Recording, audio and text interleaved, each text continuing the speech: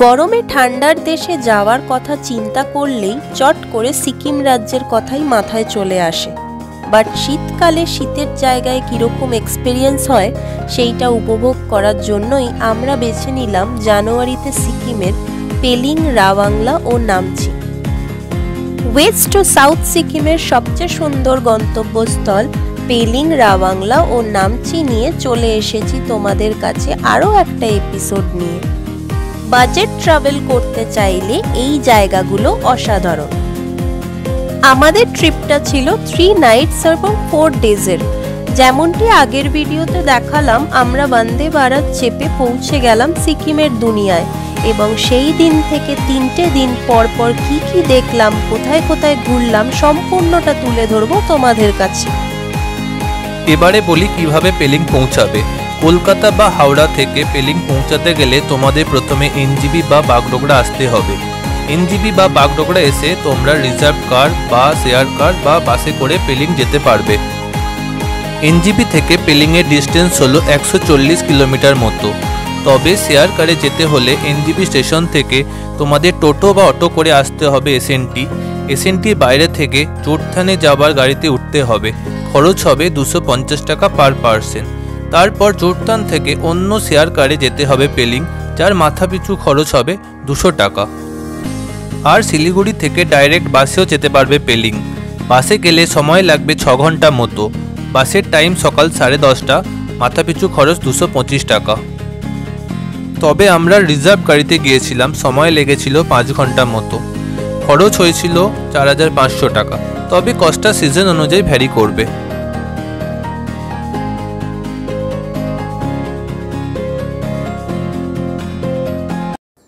Good morning Pelling থেকে। তো আমরা কাল রাত প্রায় 7:45 নাগাদ পৌঁছাই এই হোটেলে। তো খুবই টায়ার্ড ছিলাম, তো টায়ার্ড থাকারই কথা। ভোরবেলা রওনা দিয়েছিলাম হাওড়া থেকে। তারপর সারাদিন এতটা জার্নির পর হোটেলে স্টে করলাম। তবে আজকে আমরা পেলিংয়ের সাইট সিন দেখব। তো এই 9টা সাড়ে 9টা নাগাদই স্টার্ট করব এই হোটেল থেকে। আর আমরা যে হোটেল পেলিংয়ে আছি বা রামবাংলায় থাকবো সেগুলো নেট থেকে সার্চ করেই বুক করেছিলাম হোটেলগুলো। আর আমাদের যে গাড়ি, যে ক্যাব, সেটাও নেট থেকেই নাম্বার পেয়েছিলাম। সেই নাম্বার পেয়েছিলাম, ওখান থেকেই বুক করেছিলাম। তো এই ড্রাইভারটাই আমাদের সাথে থাকবে পেলিং, রামবাংলা, নামচি ট্যুরে এবং লাস্টে এনজিবিতে ড্রপ করবে। Pick up and drop the same driver. এবারে বলি পেলিংয়ে কোথায় থাকবেন। পেলিং কিন্তু 3টে ভাগে ভাগ করা হয়েছে, আপার, মিডল, লোয়ার পেলিং। আমরা আপার পেলিংয়ে একটা বাঙালি হোটেলে ছিলাম। আপার পেলিং একটু কস্টলি, কারণ কাঞ্চনজঙ্ঘা ভিউ সহজেই হোটেল থেকে পাওয়া যায়। আনফর্চুনেটলি আমরা ঘন কুয়াশা থাকায় কাঞ্চনজঙ্ঘাকে দেখতে পাইনি। এইটা আমাদের রুম ছিল। বাথরুমে গিজারও অ্যাভেলেবেল, আর বারান্দা থেকে ভিউটাও তোমরা দেখে নাও। নেক্সট ডে আমরা সকাল 9:30টায় স্টার্ট করি সাইট সিইং এর জন্য। ভোরের দিকে পেলিং এর টেম্পারেচার চেক করেছিলাম 5 ডিগ্রি। তাই তোমরা অবশ্যই ভালো মতন গরমের ড্রেস ক্যারি করো জানুয়ারিতে প্ল্যান করলে। আমরা পৌঁছালাম সাইট সিইং এর ফার্স্ট স্পট হেলিপ্যাড। কিন্তু এখানে রোপওয়ে কনস্ট্রাকশনের কাজ চলছিল, তাই কোনো ভিউ চোখে পড়েনি আমাদের। পেলিং 7200 ফিট উঁচু হলেও এখানে কিন্তু বরফ পড়ে না। তবে এখানকার কনকনে ঠান্ডার আমেজ যদি উপভোগ করতে চাও তাহলে এইটা perfect destination for a short trip. Pelling এক কথায় বলতে গেলে সিকিমের এক অপূর্ব জায়গা।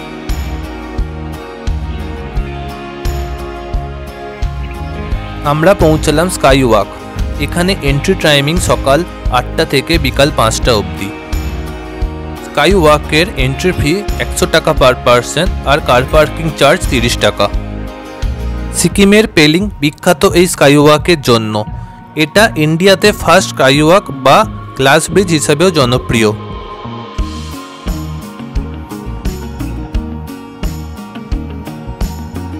It is located near the massive statue of Chengrezig.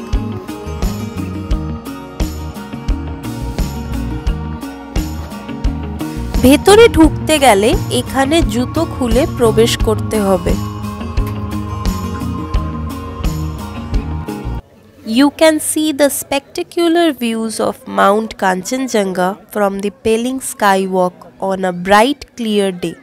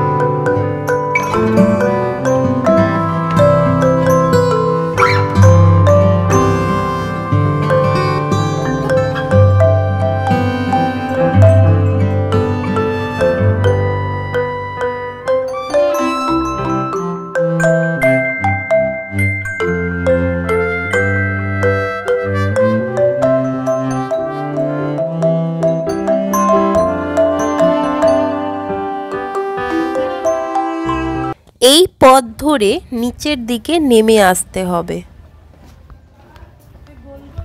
Next আমরা চললাম রিম্বি ওয়াটারফলসের দিকে। এসে পৌঁছালাম সেই ফলসের কাছে। তবে এই ওয়াটারফলস বর্ষাকালে ফুলে ফেপে ওঠে। দেখতেই পাচ্ছ এখন জলের স্রোত অনেকটাই কম। এবারে আমরা চললাম রিম্বি অরেঞ্জ গার্ডেনের দিকে। পৌঁছালাম এই রিম্বি অরেঞ্জ গার্ডেনে। অরেঞ্জ গার্ডেনের এন্ট্রি ফি 30 টাকা পার পারসন। হেঁটে অনেকটাই নিচের দিকে নামতে হবে। নামতে নামতে তোমরা দেখতে পাবে গার্ডেনে প্রচুর অরেঞ্জের গাছ আর থোকা থোকা কমলা লেবু সেই গাছে ঝুলছে। চোখের সামনে কমলা লেবু ঝুলতে দেখে মনটা বেশ ভালোই লাগলো। It is well maintained and offers good view of the surrounding mountains.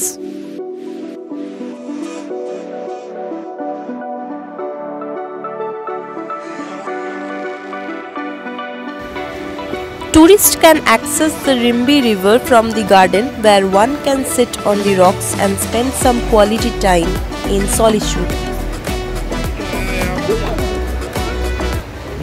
এই রিম্বি রিভার নুড়ি পাথরকে পাশ কাটিয়ে অরেঞ্জ গার্ডেনের পাশ দিয়ে বয়ে চলেছে। এই গার্ডেনটির দূরত্ব হল পেলিং থেকে 20 কিলোমিটার মতন।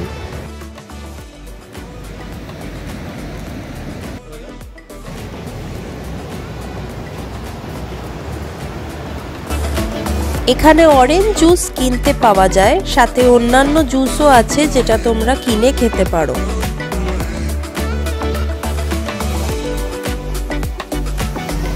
Next Kanchenjunga false.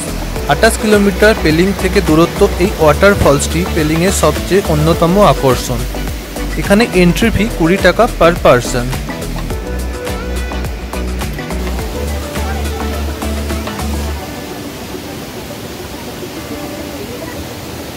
এখানে কিছু সিঁড়ি বেয়ে উঠে মেন ফলসটা দেখা যাবে।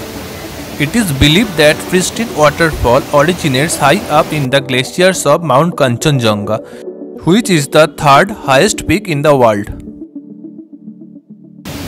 Tourists can watch and feel the fresh stream water falling from the rocky cliff, and the beautiful surroundings are worth visiting. It is one of the most beautiful waterfall in Sikkim এবং এটির জলের স্রোত এই রকম তীব্র সারা বছরই থাকে।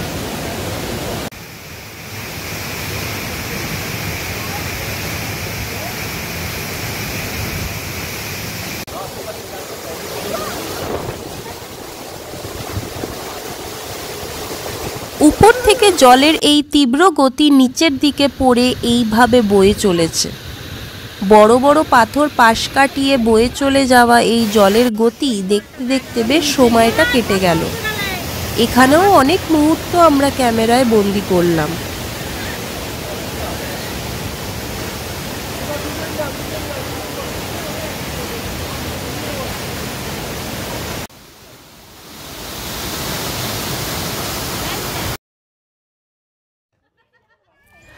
পরের গন্তব্য কেচিপেরি ফিশিং লেক। এন্ট্রি ফি ছিল 30 টাকা পার পারসন এবং কার পার্কিং 20 টাকা করে। ঢুকতেই সামনে একটা মন্দির আছে।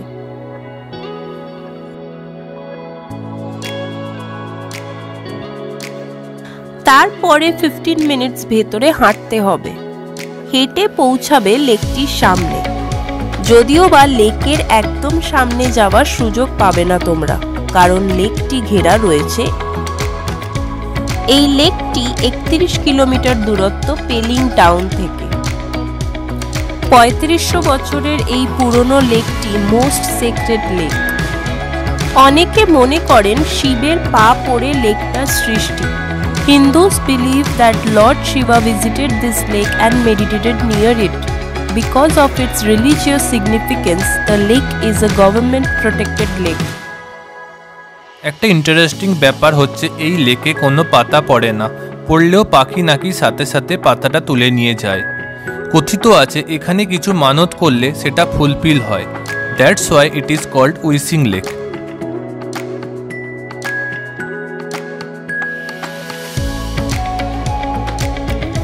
এই দিক থেকে একটা রাস্তা উপরের দিকে চলে গেছে, ওখান থেকে লেকের টপ ভিউ পাওয়া যায়, কিন্তু আমরা উপরের দিকে আর উঠিনি।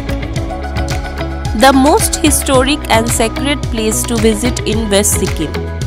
Beautiful surroundings and a very peaceful area. Lake is renowned for its spiritual properties, which brings devotees from Hindus and Buddhist religion.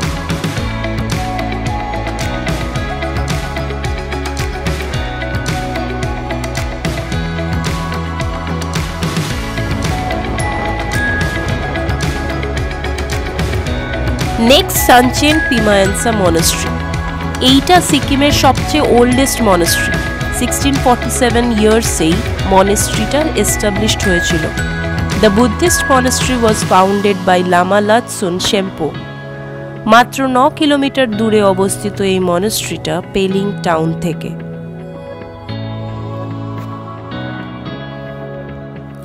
মনাস্ট্রির ভেতরে ওয়ালে পেন্টিং অ্যান্ড স্ট্যাচুজের স্কাল্পচার করা দেখতে পাবে। এখানে ভেতরে ঢুকতে গেলে এন্ট্রি ফি 30 টাকা পার পারসন। ভেতরে একটা প্রেয়ার হলও আছে। Sanchen Pemayangtse monastery in Tibetan means most secret lotus summit monastery. এখান থেকে পাহাড়ের ভিউটা দারুণ দেখতে লাগবে। ওয়েদার এবং লাক যদি আপনার ভালো থাকে তাহলে কাঞ্চনজঙ্ঘাও দেখতে পারবে। আজকের দিনের লাস্ট স্পট হলো বাট পার্ক ও তার সাথে the Rabdentse ruins, which is an unique historical monument in গেজিং। It was the second capital of the former kingdom of Sikkim from 1670 to 1814. এই ক্যাপিটাল সিটিটাকে ধ্বংস করে গিয়েছিল গুর্খা সৈন্য দল। সেই আক্রমণের পর ধ্বংসাবশেষটুকুই খালি পড়েছিল। এই জায়গাটাতে ঢুকতে গেলে আগে একটা বার্ড পার্ক আসবে, যেটা কিনা সকাল 10টা থেকে বিকাল 4টে অবধি খোলা থাকে, এবং এই বার্ড পার্কে ঢুকতে গেলে এন্ট্রি ফিও আছে। কিছুটা ভিতরের দিকে হেঁটে গেলে নেট দিয়ে ঘেরা একটা জায়গা দেখতে পাবে, যার মধ্যে বিভিন্ন প্রজাতির পাখি রাখা রয়েছে। নেটের জন্য কোনো পাখি বাইরে বেরোতে পারবে না। সেদিন আমরা ওখানে বিকাল 4:30 নাগাদ পৌঁছেছিলাম, আর সেই জন্যই আমরা ঢুকতে পারিনি এই বার্ড পার্কে। আরও 20-25 মিনিট মতো এই রাস্তা ধরে বড় বড় গাছে ঢাকা অন্ধকার রাস্তা দিয়ে ভিতরের দিকে হেঁটে গেলে তোমরা পৌঁছে যাবে রুইন্সের কাছে। তবে আমরা রুইন্স অবধি হেঁটে যাইনি, কিছুটা গিয়েই আবার ফিরে পড়েছিলাম। এই ট্রিপের হোটেল ও গাড়ির কন্ট্যাক্ট ও কত খরচ হলো তার ডেসক্রিপশন সেকশনে দিয়ে দেবো। পরের এপিসোডে আমরা নিয়ে আসবো তোমাদের কাছে নামচি ও রা বাংলার ট্যুরিস্ট স্পটের তথ্যগুলো নিয়ে। We hope you guys enjoyed this video. If you like this video, then please do like, share and subscribe. Stay tuned for more videos. We'll see you guys next time. Till then, take care and bye.